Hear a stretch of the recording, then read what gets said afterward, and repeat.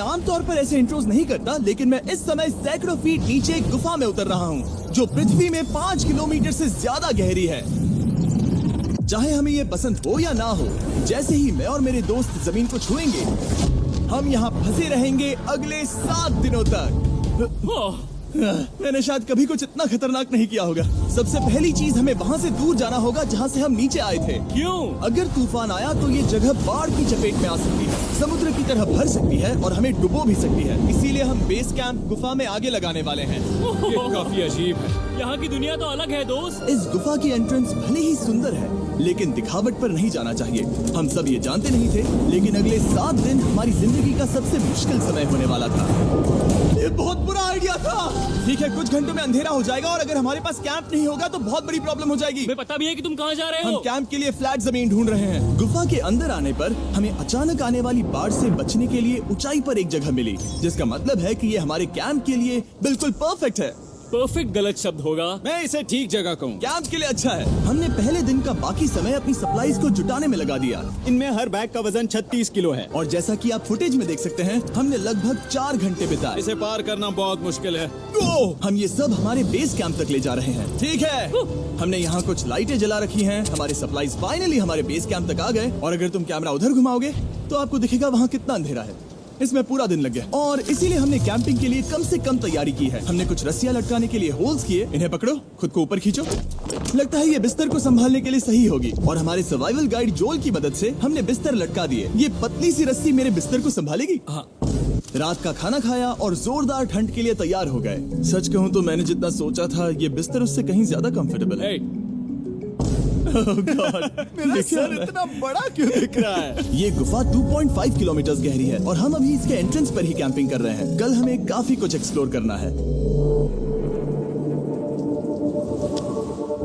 तुम लोगों की नींद कैसी रही? बुरी तरह। मैं नहीं सोया। बहुत ही उलझन भरा माहौल है। गुफा के ऊपर से लगातार पानी टपक रहा है। हमने अपने ऊपर एक टार्प डाला, लेकिन फिर भी पानी हमारे बिस्तरों में आ रहा है। मैं एक आइडिया दूं? चलो अपने कैंप को और बेहतर बनाते हैं। हमें इन टार्प्स को जोड़ देना चाहिए ताकि यहाँ सोते वक्त हम सूखे रहें। बहुत अच्छा आइडिया है। मैं सिर्फ एक यूट्यूबर नहीं हूँ, ठीक है? मेरा बिस्तर यहाँ तक निकलता है। क्या ये कोई मजाक है? मैं अभी अभी अपने बिस्तर से निकला था यार। और हमें उस समय समझ नहीं आया, लेकिन ये गड्ढा लगभग 40 फीट गहरा है। तो जब शॉन और मैंने सुपर टाप पर काम करना शुरू किया, मैक और कार्ल ये देखने गए कि ये गड्ढा कितना खतरनाक है। वहाँ ऊपर मेरा बिस्तर देख सकते हो? मैं वही सोया था। अब ये देखो, क्योंकि यहाँ सब कुछ एक जैसा दिखता है और गुफा में हमें ट्रैक करना शायद काफी मुश्किल होगा, इसीलिए इस मैप पर आप देख सकते हैं कि हमारा बेस कहाँ है और वो कितनी दूर जा रहे हैं। ठीक है, मैं कल हो ना हो। ओह ये पागलपन है। जब तक बॉयज एक्सप्लोर कर रहे हैं, मुझे और शॉन को कैंप पर काम करना पड़ रहा है। यहाँ ये स्लीपिंग बैग क्यों पड़ा है? इसमें टॉयलेट जैसी बदबू आ रही थी। लेसन नंबर 1, किराए के स्लीपिंग बैग्स मत लेना। हमने स्लीपिंग बैग्स किराए मुझे पर भी क्यों नहीं लिए? पता, हमने नहीं ये पता। स्लीपिंग बैग्स खरीदे क्यों नहीं? हम टाप्स को जोड़कर एक बड़ा टाप बना रहे हैं। मेरी जिंदगी अब बस इस रस्सी के सहारे है। और इस बीच मैक और कार्ल अब भी गड्ढे में थे। Oh my God Mac. और आखिरकार वो कुछ समय बाद नीचे पहुंच गए। हमें इस वक्त कैंप पर काम करना चाहिए। हम बस ये दिखाना चाहते थे कि कैंप कितना खतरनाक है। बस गिर मत जाना, वरना मैं नहीं निकालूंगा। ओके। हालांकि उन्हें वापस आ जाना चाहिए था। कार्ल और मैक ये देखना चाहते थे कि वो कितनी गहराई तक जा सकते हैं। ब्रो ये सच में पागलपन है। तुम्हें लगता है तुम ये नदी पार कर पाओगे?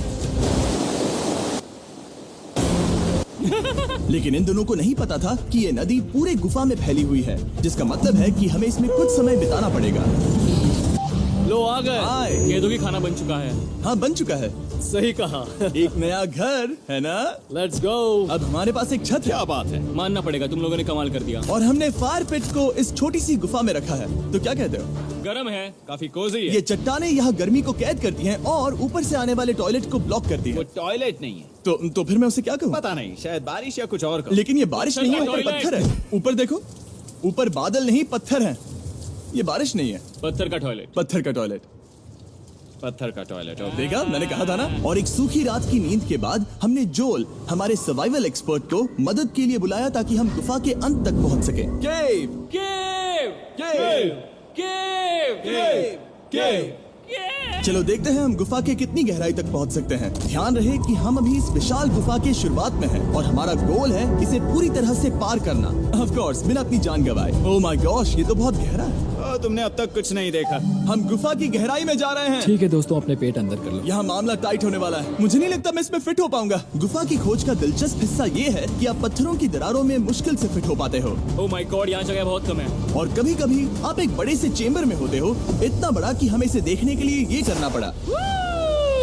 ओह माय गॉड, अब मैं देख पा रहा हूँ। मजा आ गया।